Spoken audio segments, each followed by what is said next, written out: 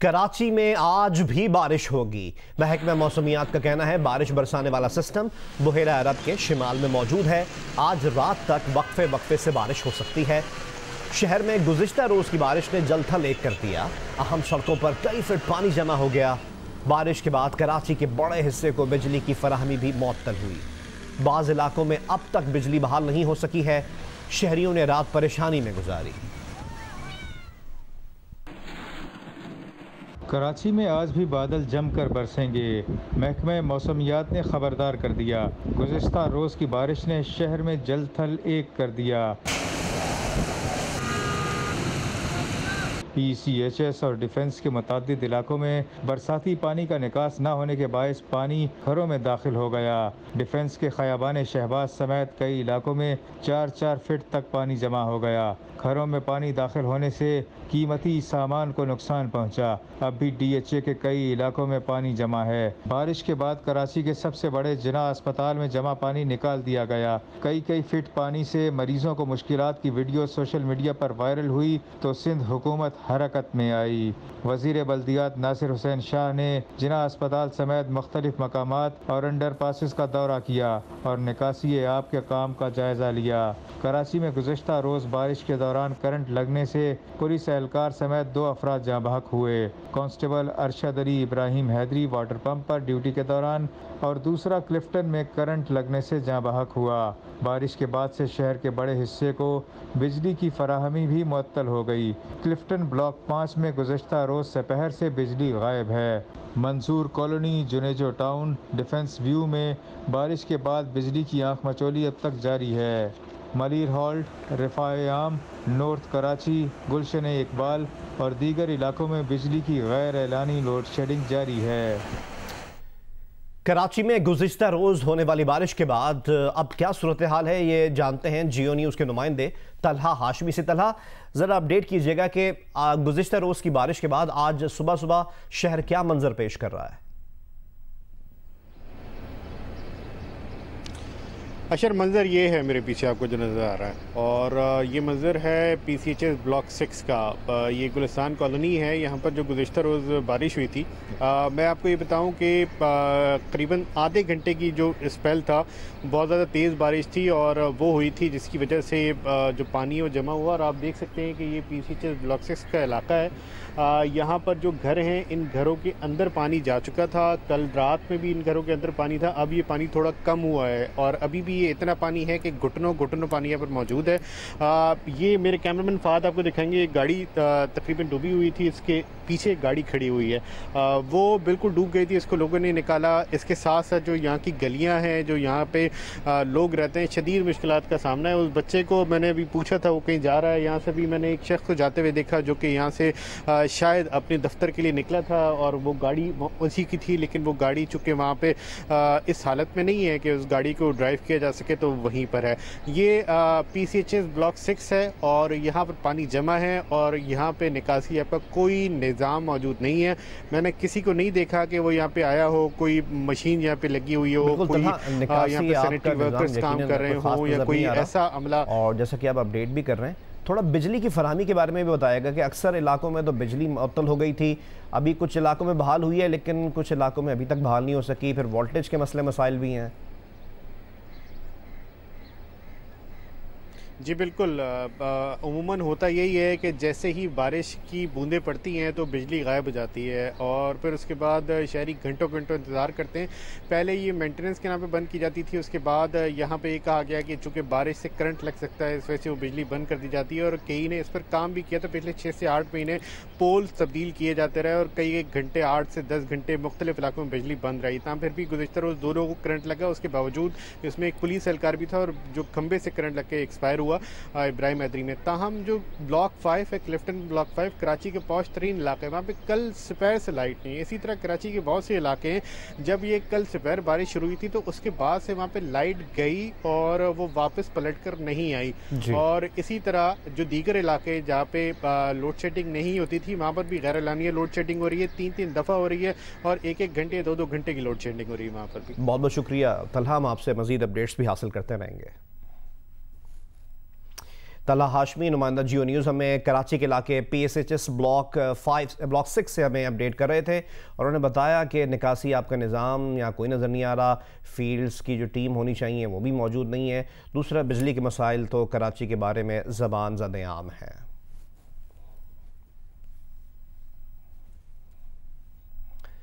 कराची में कायदे आज़म मोहम्मद अली जिन्ना की जाए पैदाइश, वजीर मैंशन के अतराफ बरसाती पानी अब भी जमा है।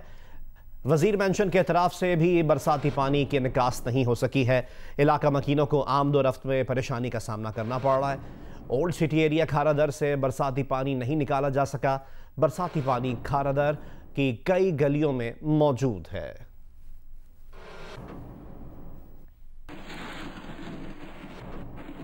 कराची में बारिश के बाद शहर के बड़े हिस्से को बिजली की फरहमी मुअत्तल हुई। बाज़ इलाकों में अब तक बिजली बहाल नहीं हो सकी है। शहरियों ने रात परेशानी में गुजारी। के इलेक्ट्रिक के तर्जुमान का कहना है कि बारिश की वजह से जो मुतासरा इलाके हैं वहां पर बिजली का काम जारी है। गुलशन इकबाल फेडरल बी एरिया, इसके अलावा सुरजानी, डिफेंस, गुलिस्तान जौहर और अंगी के कई इलाकों में बिजली बहाल कर दी गई है। नशेबी इलाकों में पानी जमा होने पर हिफाजती तौर पर बिजली आर्जी तौर पर बंद की गई। क्लिफ्टन ब्लॉक 5 में गुज़िश्ता रोज सपहर से बिजली गायब है। इलाका मकीन बेजार आ गए। हर तरफ कीमतें बढ़ने का शोर है। लाहौर में भी आटे की कीमतें बढ़ गईं। आटा चक्की मालकान ने आटे की कीमत में 3 रुपए फी किलो इजाफा कर दिया। आटा चक्की मालकान की एसोसिएशन ने मौक़िफ़ इख्तियार किया है कि आज से कीमत 68 रुपए फी किलो होगी। ओपन मार्केट में गंदम की कीमत 2100 रुपए फी मन हो गई है। गंदम महंगी होने की वजह से चक्की आटे की कीमत में इजाफा करने पर मजबूर हैं।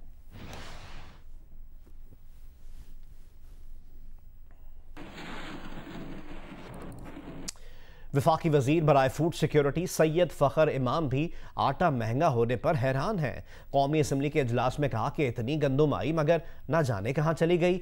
शायद आलमी मार्केट में गंदम महंगी होने की वजह से गायब हुई। अब अजूबा है कि पहली दफ़ा तारीख में ऐसे हुआ है कि सप्लाई आ चुकी है 25.5 मिलियन टन की और 1400 रुपए आपने काश्तकार को दिए। एकदम कीमतें 1800, 1900, 2000 तक चली गई, ख़ासतौर साउथ में, कराची में और नॉर्थ पेशावर में। अब ये गंदम गई कहाँ है? 66 लाख टन तो खरीदी हुकूमत ने, हमें भी नहीं समझ आई। हमने ये कोशिश की है, 2 चीज़ें इसकी एक्सप्लेनेशन, पर ये इसलिए बढ़ी है क्योंकि इंटरनेशनल प्राइस ज़्यादा है। ओवरऑल 15 लाख टन शॉर्टेज है, जिसके लिए 7 लाख टन के हमने इम्पोर्ट परमिट्स भी अलाउ कर दिए हैं। शायद ये कुछ स्टेबल होने की तरफ जा रही है। आज पंजाब गवर्नमेंट से सुबह यही बात हो रही थी। उन्होंने रिलीज जो वो करते हैं नॉर्मली अक्टूबर में, उन्होंने पिछले 10 दिन से रिलीज कर दिया 1475 पे। उसकी वजह से पंजाब की हद तक कुछ मार्केट में स्टेबिलिटी आई है। वहाँ 1700 से 1800 रुपए कहते हैं गंदम बिक रही है मुख्तलिफ अजला में। पर यह बहुत एक अजूबा है कि आते ही ये मार्जिन्स एकदम बढ़ा दिए गए। हुकूमत चीनी की कीमत कंट्रोल नहीं कर सकी। शुगर इंक्वायरी रिपोर्ट आने के बाद भी चीनी की कीमत में मुसलसल इजाफा जारी है। एक हफ्ते में चीनी की कीमत में 2 रुपए 36 पैसे फी किलो इजाफा हो गया। गुज़िश्ता 15 दिन के अंदर चीनी की फी किलो कीमत 4.5 रुपए बढ़ गई। एक हफ्ते में मजमूई तौर पर महंगाई में 0.01% कमी हुई।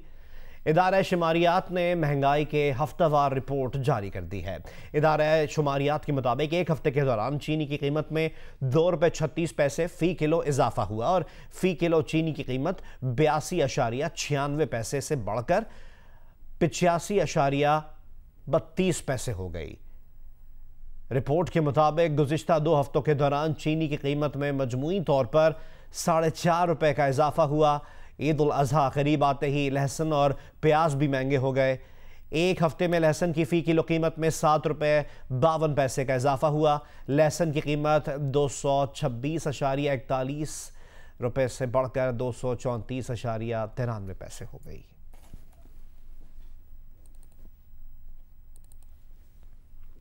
रिसर्च कंपनी IPSOS पाकिस्तान ने नई सर्वे रिपोर्ट में खबरदार किया है कि कोरोना वायरस का खतरा टला नहीं, मगर अवाम हिफाजती इक़दामात से दूर होने लगे हैं।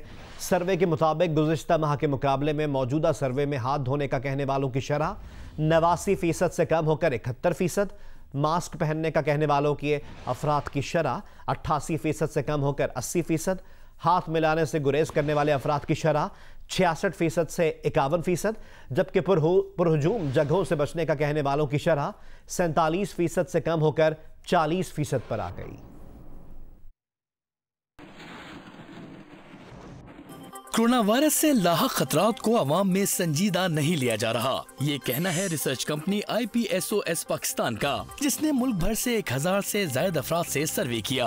सर्वे में देखा गया कि कोरोना वायरस के बारे में अवामी आगाही में कोई कमी नहीं आई और 88% अफराद कोरोना वायरस से मुकम्मल तौर पर वाकिफ नजर आए, जबकि सिर्फ 12% ने इस बारे में कुछ न जानने का कहा। लेकिन कोरोना वायरस से लाहक खतरात को संजीदा लेने वाले अफराद की शरह कम हो रही है। गुज़िश्ता माह मुल्क को कोरोना वायरस से खतरा होने का कहने वालों की शरह 70% थी, जो अब कम होकर 43% हो गई है। इसी तरह कोरोना वायरस को खुद के लिए खतरा समझने वालों की शरह गुज़िश्ता माह 37% थी, जो अब कम होकर 22% हो गई है। इसी तरह खानदान के लिए कोरोना को खतरा समझने वालों की शरह 36 से 23%, जबकि अपनी कम्युनिटी के लिए खतरा समझने वालों की शरह 40% से 24% हो गई है।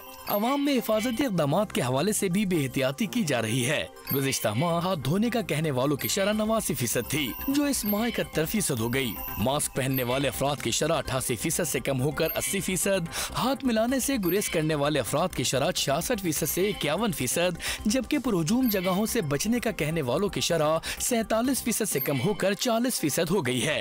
अलबत्ता बाहर जाकर खाना न खाने का कहने वालों की शरह 29% से बढ़कर 37%, पब्लिक ट्रांसपोर्ट इस्तेमाल न करने का कहने वालों की शरह 13% से बढ़कर 20%, जबकि सफर करने से गुरेज करने वालों की शरह 9% से बढ़कर इस माह 12% हो गई है। एक और अपडेट आपसे शेयर करें कि कोरोना वायरस में मुब्तला भारतीय अदाकारा ऐश्वर्या राय और उनकी बेटी को अस्पताल मुंतकिल कर दिया गया है। ऐश्वर्या राय के शौहर अभिषेक बच्चन और ससुर अमिताभ बच्चन पहले ही कोरोना में मुब्तला होने के बायस मुंबई के एक अस्पताल में दाखिल हैं। अमिताभ बच्चन की अहलिया जया बच्चन का कोरोना टेस्ट मनफी आया है। खबरों के सिलसिले को आगे बढ़ाएं और आपको बताएं कि chairman Peoples Party Bilawal Bhutto Zardari ने कहा है कि सेलेक्टेड वजीर आजम में मुल्क की क़यादत करने की अहलियत और सलाहियत नहीं। इमरान खान को ज़बरदस्ती हुकूमत दिलवाकर ज़बरदस्ती चलवाई जा रही है। इत्तेहादियों को भी ज़बरदस्ती बांधा गया है, मगर यह सिलसिला ज़्यादा चलने वाला नहीं। सक्खर में वो न्यूज़ कॉन्फ्रेंस कर रहे थे। इस दौरान बिलावल भुट्टो जरदारी ने कहा कि वज़ीर आज़म बनने के बजाय PTI और सोशल मीडिया का वज़ीर आज़म बनने पर खुश है। JIT का खेल बंद करें। हर हफ्ते कराची को बंद कराने वाले गैंगस्टर्स लियारी के नहीं थे, कराची के सबसे बड़े दहशतगर्द 90 के थे। बिलावल ने यह भी सवाल किया कि क्या लियारी का गैंगस्टर उसामा बिन लादेन से भी बड़ा था, जो इसी मुल्क के एक शहर में रह रहा था। उसामा बिन लादेन की JIT हमने आज तक नहीं देखी है। सान है APS का कातिल एहसानुल्लाह एहसान इसी हुकूमत में फरार कराया गया। इसी हुकूमत ने कुलभूषण जाधव को सहूलत देने के लिए ऑर्डिनेंस जारी कराया। वज़ीर आज़म के मुआविन खुसूसी शहबाज गिल ने बिलावल के बयान पर अपने रद्द अमल में कहा है कि क्या बिलावल बताना पसंद करेंगे कि कुलभूषण को क्या रियायत दी गई है। अपने बयान में शहबाज गिल ने यह भी कहा कि बिलावल साजिश की कहानी गढ़ के हमदर्दी हासिल करने की कोशिश करते हैं। बिलावल का बस चले तो करप्शन को कानूनी हैसियत देने का मुतालबा कर दें। जिनके पास करप्शन का जवाब नहीं, वो अदालत के बजाय मीडिया में अपना केस लड़ते हैं। जरदारी और फर्जंदे जरदारी को NRO मिलने का ख्याल दिल से निकाल दें।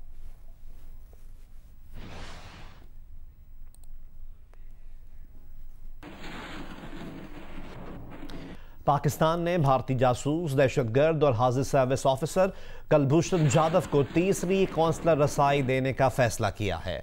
तर्जुमान दफ्तर खारजा ने कहा है कि भारत को तीसरी कौंसलर रसाई से मुताल्लिक बाज़ाब्ता तौर पर आगाह कर दिया गया।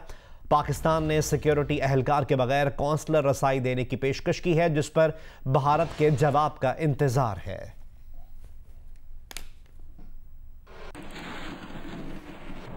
एक और अपडेट आपसे शेयर करें कि हुकूमत ने पीटीवी की माहाना लाइसेंस फीस बढ़ाने की मंजूरी दे दी है। पीटीवी की माहाना फीस 35 रुपए से बढ़ाकर 100 रुपए कर दी गई है, जो सार्फिन से बिजली के बिल्स में वसूल की जाएगी। ज़राए के मुताबिक वफाकी हुकूमत ने पीटीवी की फीस बढ़ाने की मंजूरी ले ली है, जिससे पीटीवी की फीस 35 रुपए से बढ़ाकर 100 रुपए कर दी गई है। ज़राए के मुताबिक वफाकी हुकूमत ने वफाकी काबीना से पीटीवी फीस बढ़ाने की मंजूरी बजरिया सर्कुलेशन ली है। हुकूमत सार्फिन से पीटीवी की फीस बजरिया बिजली बिल वसूल करती है।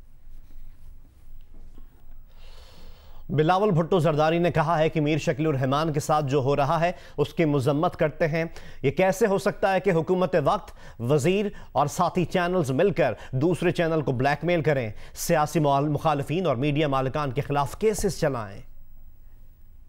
ये कैसे हो सकता है कि हुकूमत वक्त, वज़ीर और उनके जो साथी जो चैनल्स हैं वो मिल के जो नैब चेयरमैन है उसको ब्लैकमेल करके अपने सियासी मुखालिफिन के ख़िलाफ़ केसेस चला सके, या मीडिया मालिकान के ख़िलाफ़ जैसे जियो का मीर शकीलुर रहमान के साथ हो रहा है।